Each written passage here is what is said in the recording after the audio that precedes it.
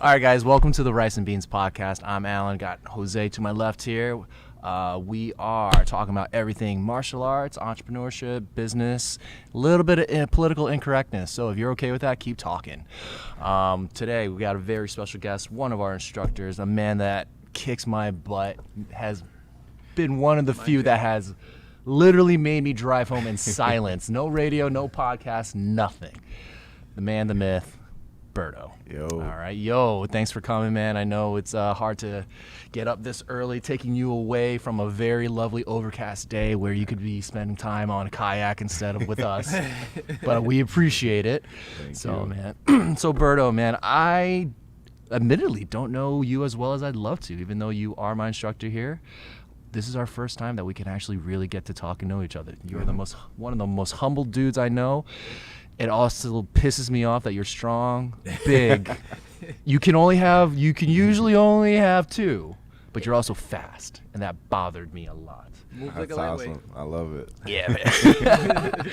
All right, so let's let everybody get to know you a little bit. So when did you start training martial arts? So I started training just jiu-jitsu because that was the only martial arts I've trained. Well, Okay.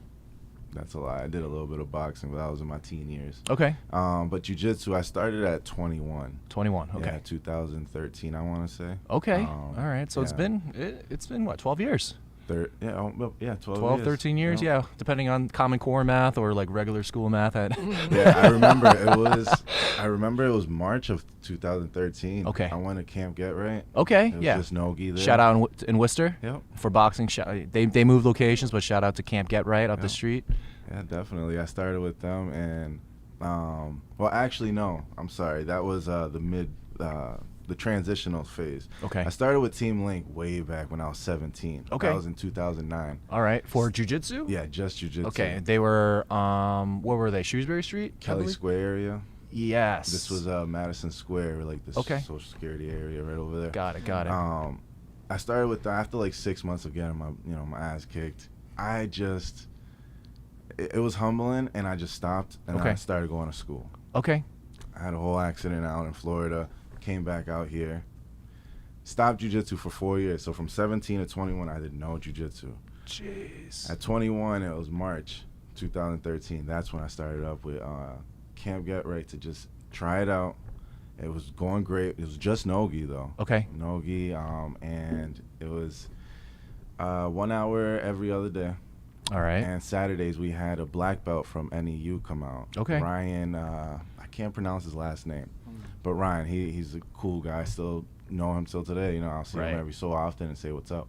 And then they shut down the jiu-jitsu portion after 10 months or so. It was like just not going right. I guess they dropped that, kept with the boxing. And this was where again? Camp Get Right. So Camp Get Right did have jiu-jitsu. Yeah. Now, all right, And now they they're strictly stopped. boxing, I believe. Okay. That's Yeah. pretty cool. They I were didn't MMA know. as well. I did not know that. Yeah, they I were- mean, I'm also not from this area, so that was very cool to know. Like, okay, Camp Get Right had or tried to do a jiu-jitsu program or tried to do an MMA program, but now their bread and butter is boxing. Right. So, all right, that's cool. That was nice to hear. That's nice to hear the history of that. That's Yeah. cool. So the MMA actually was ran by Day. I don't know if you guys know Day. Rest in peace to him. He passed away a little while ago. He passed away. He was a huge MMA guy. Fought plenty of times. He was a purple belt in jiu-jitsu with Team Link, actually, or G Squared. Oh, wow. Okay. Yeah, not too long. But yeah, rest in peace to him. Amazing guy. Trained with him for a little while. Okay. And then once that stopped, I just didn't do jiu-jitsu for another year. I stopped until June of 2014. Okay. I took a trial class with Team Link on Okay. Shrewsbury Street. All right. That's when, after the trial class, I just fell in love with it again. Good. But it took me a few more months. Didn't start till October of 2014. Okay, so when you tried again, you came back as a white belt? Yes. Okay, so you started, got your butt kicked, didn't like it, left, got injured, moved back here, went to a boxing gym for jiu-jitsu. Cool. And then you found Team Link on Shrewsbury Street. Exactly. Did it again. All this time you were a white belt. Yes. That's wild. That's awesome. No, that's great because I was a 7-year white belt. I was a 7-year white belt just because of like school and moving and all that stuff. Never had I wasn't a nomad, but I didn't jump ship or anything. just had life stuff happen. But I This stuck is with how it. you get sandbaggers. That is You were right. you're right. Absolutely, that is how you get it. But like, there's in my sandbagging defense, there's a legitimate reason, and then there's other illegitimate reasons. Like, I moved a lot, and no instructor had me for enough time to promote me and take me under their wing. Berto, you had a little different experience, but I'm super happy that, to hear the story up till now. You found the new school, you came back, you're in jiu-jitsu, you're a white belt. Go from there. So it took you about 6 months to go in to get back into the flow of things, and then what happened from there? One thing a lot of people don't know, I started jiu-jitsu struggling. I was almost homeless out on the streets. I was jumping couch to couch, Okay. And it was kind of a voluntary thing. Okay. I had a dog. Couldn't stay with my family, landlord issues, All right. couldn't have him in the house. I loved that dog to death. Havoc passed away at 10 years old, but I had him since he was a few months old. Okay. Did not expect to cry at 9:23 in the morning, but okay. That's one thing. I was training with, all from nurses to lawyers to all these other things. Yeah. And here's me, 21 years old, struggling to look for a place. Did not stop training, though. Were you working at the time? I was. Okay. I was a tire technician at Sam's Club, and I was working at the Boys and Girls Club. Okay. Yeah. Okay. That is the beautiful thing about jiu-jitsu mats. Yeah. You never know the type of person you're going to find. We have every range, every single. Yeah. Pull that closer to you just a little I bit. got you. In my white belt, my early white belt days, it was everything. I slept in a car. Just to train, I was just trying to figure out anywhere to, I was sleeping at friends' houses in a basement for a while. Yeah. And all this started because of a house fire. I used to live on 37 North Street. So a house fire, a lady on the 3rd floor caught the place on fire. And, having 2 pit bulls in that time, Yeah. not many people wanted to rent out to me. So I couldn't just give them up. No, I get it. So, I did what I had to do. Luckily, I wasn't out on the streets, sleeping on the sidewalk or nothing. But, I had my car. I was in there. From there, I upgraded to a couch, multiple couches, then a basement. And then from the basement, after a year and a half of, struggling to find a place, I found a spot on Fairmont where I just moved from. Okay. Yeah. This was in Worcester? Yep. All in Worcester. Mm-hmm. So, sorry, I'm trying to keep up with the story here. So how long were you displaced for? It was from late 2013 till March of 2015. That's when I got my apartment. Wow. Yeah. Training the whole time. Training the whole time, every single day, 6 days a week. I don't think you Open shouted out mat. your head coach. You got to shout out that man. Oh, yeah. Yeah, please do. Yeah, definitely. I was just about to talk about him. Going through all this, my main coach was actually Gabriel Gonzaga. Nice. Everyone knows Gabriel, UFC Yep. heavyweight legend guy there. But he was always out and about, Okay. with press conferences, fights, and all that at that time. Yeah. So he had his... No, go ahead, please. Fighter's life. Yeah, He's the fighter's life. trying to make a name for himself too. Yeah. After that Miracle Crow Cop fight, Yeah. I mean, he's got. That's how I found him. Exactly. I wasn't living here. I was like, oh, I'm about to move there. Yeah. Let's go. So he had his cousin, Thiago Lavardi, also known as Bamboo, had him take over the classes, and he was there more often. And then from there, it just turned out to be, we clicked Okay. instantly. You and Bamboo. Yeah, Bamboo Okay. and we clicked right off the bat. I took it very serious, and he noticed that. you Yeah. know. He took me under his wing, and he even noticed. He noticed I couldn't pay for classes at times, He saw that I was struggling. My card probably declined or something. Yeah. And it got to the point where he pulled me aside one day, and he goes, look, don't even bother about paying. All you got to do is show up. That's all he told me. Don't worry about nothing. Just come here, train as hard as you can, compete, and I got you from there. So that's one thing a lot of people don't know is Bamboo took me under his wing, and I didn't have to pay for jiu-jitsu till I joined Soneca. No. Yeah, I've had limited interactions with Bamboo, but just from those two to three conversations with him, I can tell he's a class act, complete class act. Yeah. The only time I got to interact with him was that one time, and super humble dude. He looked like respectful monster of a man that you knew he could kill you with a smile. I'm like, Jesus. So. By the way, that's also like part of the spirit of jiu-jitsu. It's like all these people that come and train the different areas, like economical kind of aspects there. The poorer kids deserve that chance too, like to train, especially if they show that level of dedication that I think you did. I mean, we see you here now, even after all that, still training, still going after it. So, thank you.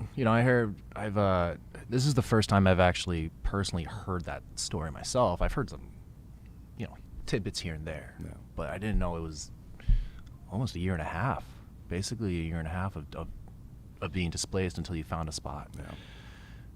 And the 2 dogs and everything like that. And there's a lot of motivation, a lot of like inspiration on your end for that. You're super humble about it, man. Because like I said, this is the first time I've heard about it. Freaking making me cry at 9:27 in the morning. And we've been together on the same team here for 6 months, and you never once mentioned it. So I think other people would use that to their advantage sometimes, and you haven't. But thank you for sharing that. No problem. Yeah. So all right. So Bamboo took notice. You're still a white belt at this time? Yes. Okay. Still was. And then when did you start? When did the progression accelerate, or did it accelerate? So it accelerated pretty fast. Okay. With when I joined Team Link that second time around, I was only a white belt for 13 months. And this is still on Shrewsbury Street? Yes. Okay. Partially. So, whole problem there. I went and started training from Shrewsbury Street. I left there and signed up at the Marlboro Team Link. Okay. So I had to have my membership over there. There was just a whole issue there. Okay. But anyways, I started training just at Marlboro. All right. So I would either find a way out there, because of having issues. If my car broke down or someone, I would always have a friend. Somebody always bring me out there. And that was about, I want to say 7 months in of me starting again. Okay. So that's when, I went from riding my bike or my car, if it was working at the time, I'll just ride my bike down from Fairmont, from where I was on Webster Square. This was the basement that I was living at. So hold on. It's a whole mess of a story, I know. No. I'm not saying hold on because of that. The mess of the story timeline, the comment, because it's not. I'm just wrapping my head on Webster Square in Worcester, which is the southwest part of the city, and you rode your bike. And we're talking like a pedal bike. Yeah. Like not a motorcycle. No. You're talking about and this is before e-bikes. So you're talking about a pedal bike. Yeah. To Marlboro. No. This is just to the Shrewsbury. Oh, side. okay, all right. Yeah. Well, you should. That's still far. That is That is still not- far. I would walk or ride my bike. My car, I had a little Honda Civic house Yeah, that would yeah. always break down. As you should. Yeah. As you should. It would always break down. I would fix it. I'm huge into cars, so I would always fix it. It'll take me a little bit, and then I'll get it going. I would ride it. I'll drive it wherever I was going to work or jiu-jitsu, and then it would break down. I had a bike on it as a standby. Okay. All right. So you were getting there no matter what. Skateboard, bike. Bro, if you said scooter. Marlboro, No. I was like, what? That's a No. 20-minute drive, let alone a bike ride? Yeah, no, shout out to Harry Moraga. Moraga? Okay. I met him as a white belt. My trial class, I rolled with him, and from there we clicked. But shout out to him, my other friend Andrew, and a few others that would pick me up, drop me off, bring me over to Marlboro. We'll train. Oh, that's amazing. They'll drop me off at home afterwards, and we'll do it again the next day. Yeah, Harry is another class act. I think Bamboo was a blessed coach. He had a lot of good dudes training under him. So. Seriously, man, that one night we had all those guys come in. I was like, dude, you had savages. Yeah. You had And a lot like, of savages as training the partners. best personalities ever. Like, Yeah. Complete animals on the mat, but outside the mat, just the kindest hearts you'll ever meet. Yeah. Yeah, and Marlboro lasted all the way up till I was purple belt. Okay. Then there was issues there. The gym shut down. and we all kind of went our own separate ways. Yeah. The way I see it, it was like if you guys watch One Piece, the whole time skip. Yeah. The time skip. That's the way I see it. And then when we all got back, it was 20 actually years here. of an anime. Have you One guys Piece watched it? reference. Like, I can't. It's too long. It's too long. 1,000 episodes later. Yeah. That's what I always said. It was a time skip for the Marlboro guys. And, Okay. yeah. All So right. when do you get your brown belt? You said you split at purple. When we shut down the Marlboro gym, I went over to the Webster gym. Okay. Yeah, Okay, so you with- trained a little bit out there. Yeah, I was made there it to brown. I want to say about a year and some change I was there before I went to Soneca. But yeah, they gave me the brown belt. It was Jason Patterson. Earned. Yeah, Yes. earned it. Earned Yes. your brown belt. All right. They didn't give you anything. All right. I've rolled with you. All right. You've earned your brown belt. Okay. Yes. As a terrible purple, I can say he's definitely a brown. All That right. thing's starting to turn white again, so we're gonna have to fix that. But yeah, that's where I was for a little while before I did the transition over. Gotcha. Okay. Well. So do you remember what year it was when you turned brown? 2022. 2022. All right. Oh. No competitions at brown, None. but you've competed every other belt, right? Every single belt I lost count. I've done super fights, all types of competitions. Jeez. Go into that aspect of jiu-jitsu, the competition side. Mm-hmm. That's a little more fun. So just your approach, because I see you on the mats. I mean, we all have felt enrolled with you. Unfortunately, It is not fair. hurts. It's not fair. It's absolutely not fair. But like, you know, I think what's helpful to a lot of people to see, and we've talked about this before, is just the mindset, like approaching a competition, even something as simple as a jiu-jitsu tournament or a super fight. You know, how does Coach Berto go into that? I'm a different person, honestly. I'm serious. I'm always doing something to either lose weight or get my endurance up or just sparring as hard as I can, drilling as much as I can, until I just can't walk at the end of the night, A lot of the guys here haven't seen me on that level. I'm more laid back. I'll hang out. Oh no. I do have my moments where I like to go hard, but competition means just different. And, I love it. I've had injuries. I've had a lot of setbacks. I just had a baby. So You look great, by the way. thank you. So there's a lot of things that are keeping me back from, having that focus. But I need to get back into it, Yeah, I say the same thing. Obviously we're in the middle of opening a new business and continuously adding on to this crazy endeavor here, but we'll get there. We're gonna Exactly. get, Yeah. put Team IMA on the map, get out there and compete. Yeah, definitely want to start training regularly again. Part of the goal I know Jose and myself, part of the goal was transition away from being the instructors and back to students, Right. if we could, because we've kind of been on this grind for not just the past 6 months or whatever it is, 6 months, but it's since when you become an instructor, you have to put your student ambitions away for the better of your students. And and I've accepted that. I've also been instructing since 2015, 16. So like for me, selfishly, I want to get back into training. I want to get my stripes and my purple. I actually want to be able to like confidently not make those terrible, I'm a terrible purple belt joke anymore. I'm like, yeah, I'm a purple belt. Like I can do this now. But that's, selfishly, that's my goal. I don't know if this is called selfishly, because we do have one of our missions here is to make sure that all of our instructors continuously train. Yeah. So, yeah, I get some reps here and there, instructing Muay Thai and then jumping into Jiu-Jitsu, but like I would love to be consistent again. Would love to see my abs again. That'd be great. Oh, me too. That'd be So you keep I would eating the way need you to. do, those things are never coming hey, back. hey. Just food Hey. tastes too good. Oh, I mean, especially like working with this guy right here. The amount of food that he brings in, and Yeah. he doesn't finish. Yeah. Like, oh man. Can't let it go to waste. You can't, man. You can't. Perks of So- having a big back as your teammate. Listen, man. I had Lindsay send me a meme yesterday, and I had zero idea where it was going, and then it was like a lady walking in, and the sign said "Big Back Restaurant." I'm like, I got oh that one too. no, I this got is that one never, too. this is never gonna go away. Too funny. It's terrible. It's never gonna go away. I mean, So, look, you can get it embroidered on your gi when you go to heavyweight. Just get big that back. would be a nice one, right? Nice little patch right in the front. I'll get it like an A0 and like be super jacked and swole on it.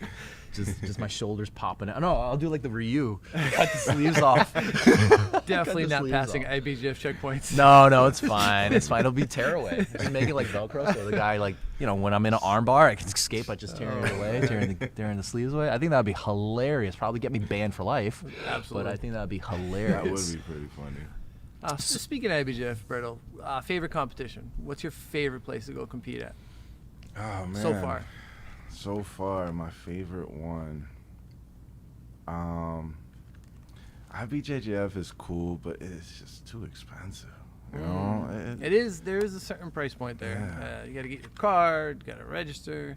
Yeah, but I want to say IBJJF because of how, you know, the level of training that you got to go through. I mean, there's a lot of IBJJF controversy is cool. there. You know, there's a lot of controversy, but I like IBJJF. Yeah, know. I mean it's one of the top, you know, if not the top still. I mean, that was I've only done one IBJJF, and I was living in North Carolina at the time, training there. The whole team decided to do the New York one, so we all flew up, or we drove up, I should say. I was a blue belt. I brought my dad. He's never seen me compete. Has zero idea what jiu-jitsu is. I'm like, you know, crossing over the river, trying to get to New York, see my family. I'm like, hey, Dad, I'm gonna do awesome in training for blah blah blah blah blah. I lined up against a Lloyd Irvin blue belt, and I had, you know, I'm like trying to get myself amped up by the table, hopping up and down, and he's just crouched and he's looking at me, and I should have known. I was like, I should have known. It was bad. It was. I mean, I got bow and arrowed. I got bow and arrowed in the first round. It's single elimination. My dad's there. I walk off the mat. My black belt's there, and he looked at me and goes, "Hey, man, he would have subbed me too." And I'm like, at that point, I was like, "Oh, there are different levels." I mean, yeah, different levels. Yeah, but he went on to win the entire weight bracket at blue belt, and it was like at least 24 competitors. Man. You know, and then he took second in the absolute division in gi. So I was like, yeah, I lost to the winner, and I was like, no, it was bad. It was bad, but yeah, IBJJF, I give them credit. They were like the first ones on the scene. In my experience, first ones on the scene to actually have a time schedule, to stick with it within like 30 minutes. And you know, the thing that kills all the local competitions is the walk-ins, the day ofs. They can't schedule that. I understand why they do it, because, you know, why would you turn away business at the door? But IBJJF has that notoriety where people will sign up ahead of time because they know if they win it, it goes on their resume. People will respect that. Yeah. So, but yeah, no, IBJJF is still cool. It's been a while. Yeah. Got PTSD from that one, so I haven't done it I mean, since, they but took Boston away. The Boston Open just came back again. one I and think only recently, champ right here, but ladies and gentlemen. One and only The champ. blue belt champ. Blue belt champ. Sitting to my left, blue belt champ at IBJJF Boston. Just the Boston Open it was an experience in and of itself. You know, IBJJF is Definitely. unique. I will say, Jiu-Jitsu World League does an excellent job as well. They're very comparable in like how they approach the style there, even though it's round robin. You know, I actually haven't done the World League one. It's cool, man. Especially right now, locally, they're doing it at a stadium out in Boston, one of the colleges. They got a jumbotron, there's stands. Like, it's just, for a local jiu-jitsu competition, it's really cool. Yeah. The setup is neat. Yeah, you were telling me about that. It's like you came back and you're like, yeah, they actually treat you like a person there. Like, the coaches are actually people instead of just being told like you can't be here, you can't stand here. Right. Yeah. I mean, you That's get a little VIP card. They give you the necklace. You check in as a coach. Like, you get to coach all your guys. Everything is pretty well awesome. organized. Yeah, when I was still with Team Link, I actually was coaching one of my he was like 14 at the time. I was coaching him at the World League, but to compete myself, I haven't done it yet. We'll get you out there. Yeah, we will. Yeah. So how did you two connect at Senecas? Yes, actually. I mean, we have a weird connection anyways through my brother. But Okay. that's the first time I got to roll and train with Berto. But my brother had actually referenced Berto, Okay. one of his IBJJF videos actually, Yeah. in a purple belt competition. All right, so you guys met on Grafton Street? Yes. Yes. Yeah. Okay. Had Seneca's gym on Grafton Street, and we trained a little Interesting. bit there together. Like, officially, yes, met at Sonicas, but you know, because You've I known know- each other. Yeah, kind like of, we right? would run it. Like, I feel like I would run into him, but not like it wasn't like an interaction. Like, hey, Sure. what's up? You know, what Yeah, you doing? yeah. Like that type of thing. But, you know, with his brother Jacob, I actually known him since middle school. Okay. You know, so we would always hang out. Like in high school, we always were hanging out, you know, having a blast together. And every so often, I would go over his parents' house, and I remember seeing your old Subaru over there. Oh, my beautiful STI, right? Yes. I had to get rid of it because of the first baby. But yes, after some years, that's when I saw you again at Sonecas.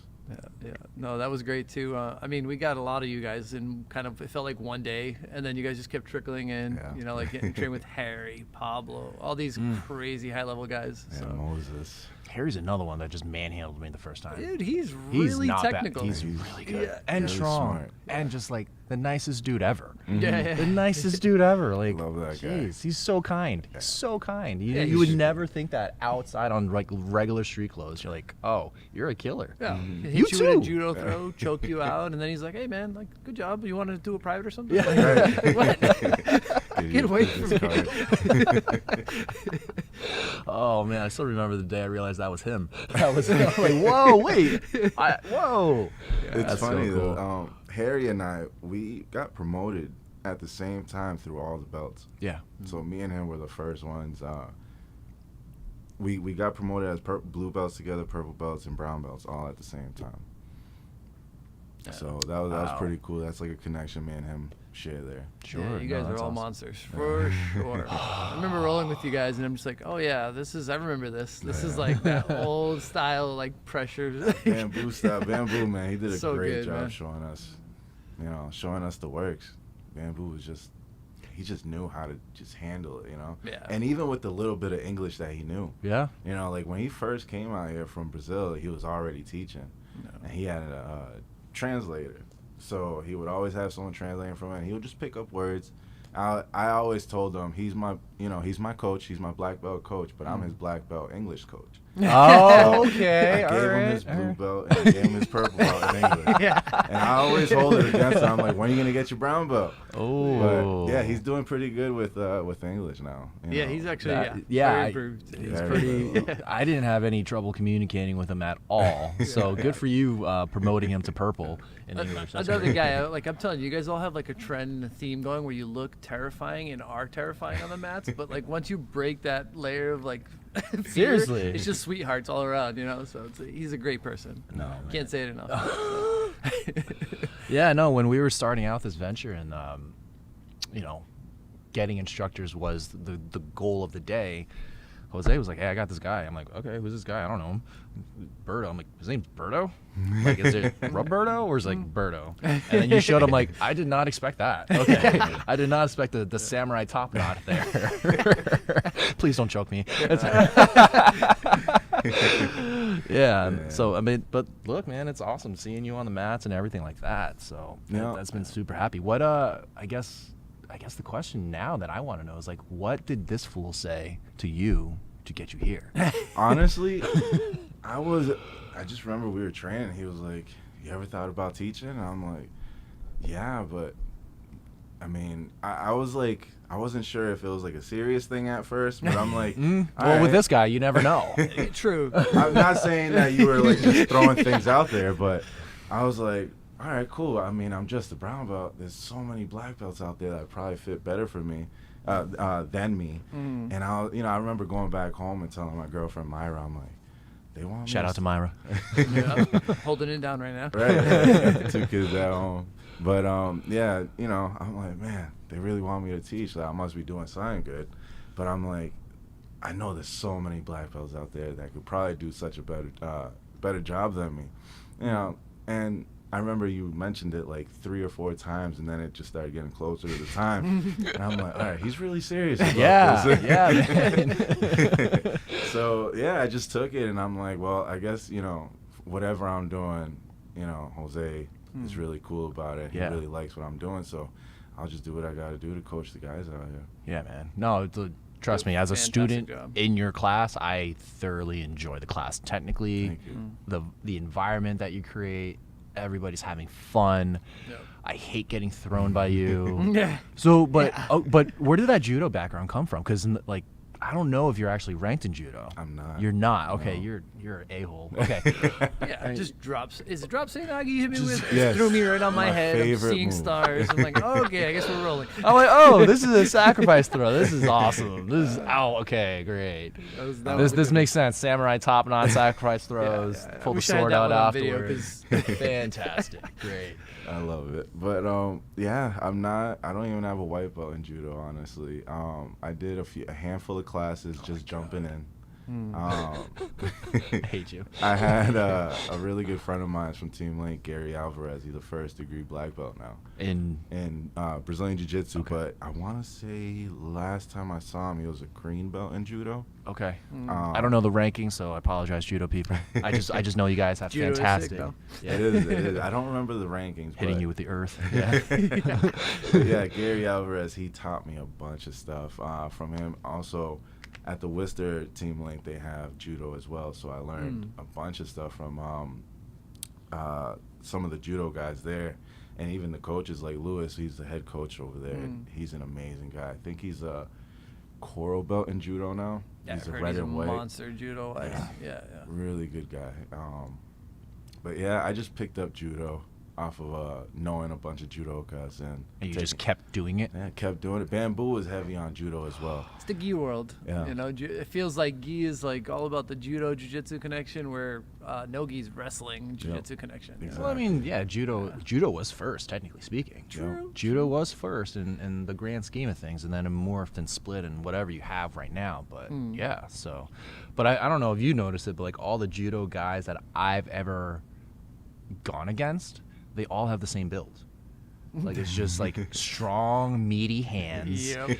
That once they no, don't hide them now. Don't put them onto the camera, right? Yeah, strong, meat. Like can't even see the knuckle, but there's just muscle there. Yeah. Just muscle there. I can't even Strong, straighten yeah, strong, meaty hands that like and big old broad shoulders, bro. Yep. Like there's times where I look at you, I'm like, he's just Optimus Prime from Beast Wars. From Beast Wars. It's not even like the semi truck. No, you're. That was one of my favorite shows. Yeah, it's like a biceps and Dorito and a everything. Yeah, dude. All right, but it's okay. So you said a few things there where Jose was basically he was being persistent, asking you, hey, do you want to teach? Blah blah blah blah blah.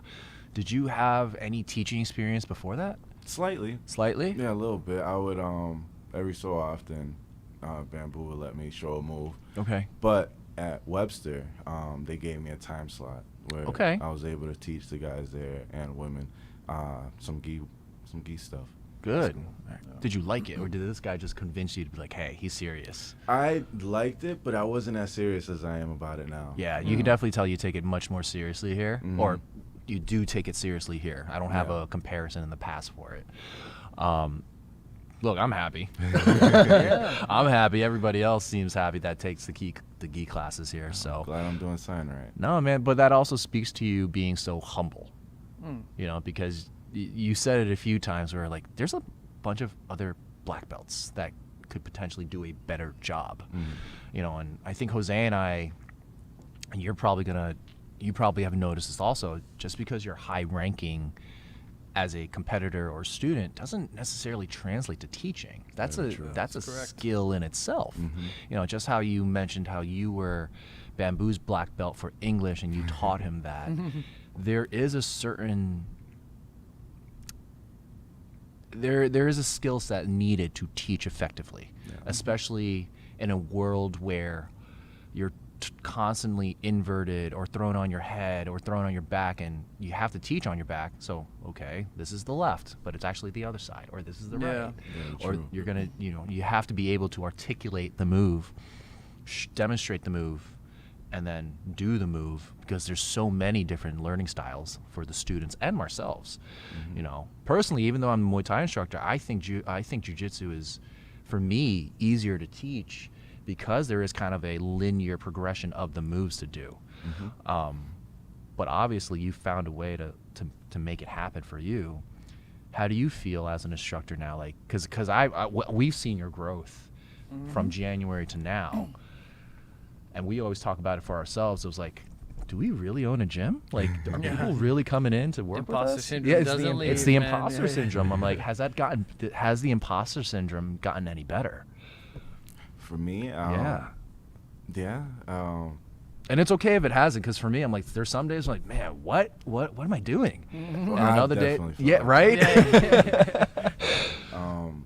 I do feel a lot better than in January. January, I kind of felt like I wasn't in, how do I put it? It wasn't something that I had figured out Right. completely. So Yeah. I was kind of bouncing around, showing different stuff, not really realizing, all right, let's slow it down. Mhm. It may be boring, but it's something that needs to be done. Yes. So Yes. Yeah. That's what That's huge. I Nice. had to figure out, because a lot of people want to show fancy stuff and be like, look, this cool move I know, you know? Yeah. Yeah. So I mean, So teaching at purple belt, that's it right there. Like, Exactly. Yeah, every purple belt coach ever can testify. Like, I think, yeah, no, seriously, because I think at a certain point, especially when you're beginning, you want to validate yourself. You want to validate, like, okay, I was given this responsibility to teach you guys. I need to demonstrate that I know a lot of techniques. exactly. And what I noticed, and I'm sure everybody has noticed this, if you go to a different school, you can tell the instructor is just trying to cram as much information in as possible in that hour and a half. But for us, our measure of being a good instructor is, can our students retain this information and then apply it? And it does take a level of maturity on the instructor side to recognize, okay, the average of the room right now does not understand this technique. They can't apply it. I have to take a step back, slow it down, cut my lesson plan in half, sometimes more, for what I had that day, and teach it again on a basic level, and maybe even extend it to the rest of the week. If you're able to recognize that, and it's only taking you this amount of time, 6 months, good for you. Seriously, Yeah. good for you to recognize that, because I've seen, like I said, I've seen black belts where they'll teach 7 moves a night Yeah. in an hour and a half. Yep. And then we go afterwards, and me and the students are like, I don't remember what was taught Right. the first move, let alone there's no concept, there's no theme, Yeah. right?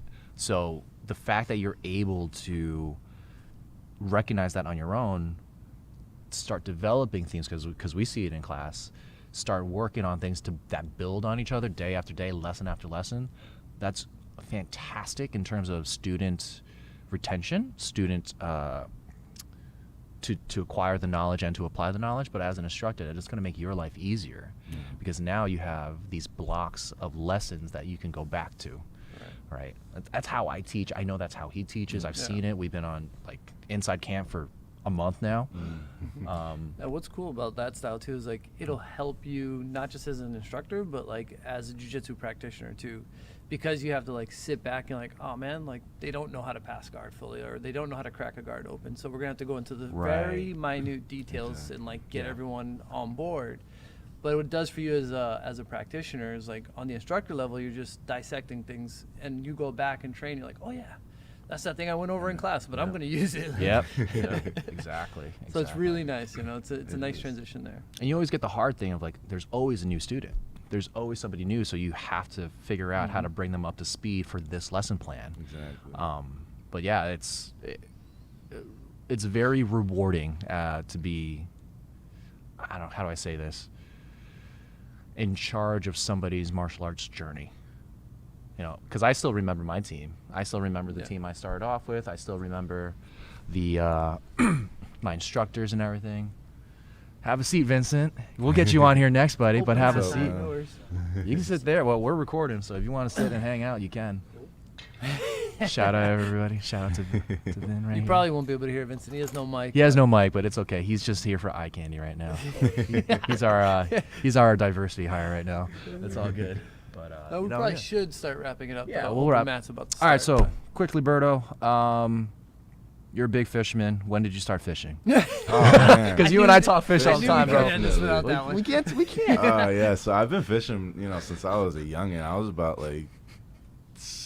8, 10 years old out Okay. in Puerto Rico with my grandfather. Okay. Remember catching puffer fish and all types of stuff. Going out to the Cape, catching flounder and stripers with my dad. Flounder. You know, Delicious. So, you know, I've been fishing since I was a kid, but I really started taking it serious just this year. Okay. You know, like the last few years, I remember like 2 years ago, I only caught one fish all summer. Oh, I've known those. I've done those. And that's it's still fun. And it's still fun. Exactly. You're just hanging out, playing fetch with yourself. That's the way I call it. So, yeah, I just really started taking it serious this year. Yeah, and got a kayak, so getting out on the water. Yeah, please don't drown. We need you. No. Please, like, wear a life preserver or whatever. Yeah, Be that loser. But I always got one on standby. Okay. All right, bait caster or spinning reel? Spinning all day. What kind of rod are you throwing right now? I actually own 10 rods. Jesus Christ. Yeah. Okay. So I got. Oh my God! I only got like 2 ugly sticks. So I use St. Croix. Okay. Yeah. And Abu Garcia. All right. You've been big on the jerk baits lately too, huh? Jerk baits. Is that with a treble hook? Yes. I won't use it if it has a treble hook. I remember I've 1,000%. I've always hooked myself with the treble. I won't use a treble hook anymore. This is a complete different language, by the way. It's okay. It's Just all wanted right. to say, like, It's okay. Don't worry. It's all right. Lately with the wake baits, whopper ploppers. Okay. The 75/90 and the 110. Okay. Bone white or shad color, and you'll get. You should you're- have seen last night what I caught. Are you going for bass? Bass, largemouth, smallmouth, yeah, some pickerel. All right. We got to get an IMA fishing thing going We do. soon before the summer ends or whatever. You guys will catch no fish that day. But- Oh, absolutely zero fish. It'll be absolutely zero fish. One Someone's thing. gonna wear like pink. The fish are gonna Yeah, see us. yeah. Like someone's gonna show up late, bring music. It's gonna be terrible, but it'll be I'm fun. bringing the music. You Yes. want to know something crazy that I just found out last night? So I'm out on the water catching fish, and it was like almost 7:40. Had this guy. This guy messages me last night. He's like, "Hey man, I had zero reception on the water." I'm like, "Bro, it's midnight. It is midnight." I saw the message super late. But yeah, this guy on a really nice boat. He's like the chairman of a kayak fishing competition. Okay. Yeah. So he wants me to start joining in on these competitions, see if I can win some money. Okay. So Hey, that's cool, man. he sent me the whole list of all. Can you get competition sponsored? Put it on dates. your gi. Right? Let's go. I Let's swear, Let's if go. you leave us for fishing, I'll never forgive you. Never forgive you. Never I ever use Coach forgive Roberto. you. I became professional fisherman. Oh man. All right, so we're gonna wrap this up in a minute or two, but I want to know, where do you see yourself with IMA? Because I think we've talked about this a little bit in the past. You know, what is it like, or if it's not with IMA, whatever. Where do you see yourself? What do you want to do? What are your ambitions? I definitely see myself being with IMA for some time. I don't. Let me see. Right now, where I'm standing is, I like this team a lot. Yeah, we love you. I'm very happy and thankful for that. Yeah, I've only been with you guys since January. Sure, since yeah. I started here. And the last 7 months now have been awesome. You know, from not having that old school vibe, having that versatile new school vibe where, you know, everything's welcome and there's no, like, you have to walk in a straight line sometimes type of thing. Right. Maybe you can't leave, you know, if you show up late and you guys hang out outside the mats or something. You know, we're just a laid back bunch of guys here. You know? Just train, man. And I love it. That's Yeah. why I don't see myself leaving IMA anytime soon. Yeah, I mean, I always tell my students, if you're not laughing or smiling while you're training here, this is not the gym. Right. This is not the gym for you. Like, we purposely put effort into making it fun. Because like, you could be spending that hour of the day, 2 hours. Let's be honest, it's an hour training. It's probably 2.5 hours of your life with commuting, shower, laundry. Yeah, that's true. So, you know, we always thank our members, our students, our people that give us the time here, because we do understand you do have other options. You know, as a consumer, we recognize that. But I think what you just said hit the nail on the head, where it's like, there is a weird culture in this world that I think Jose and I have actively rebelled against lately.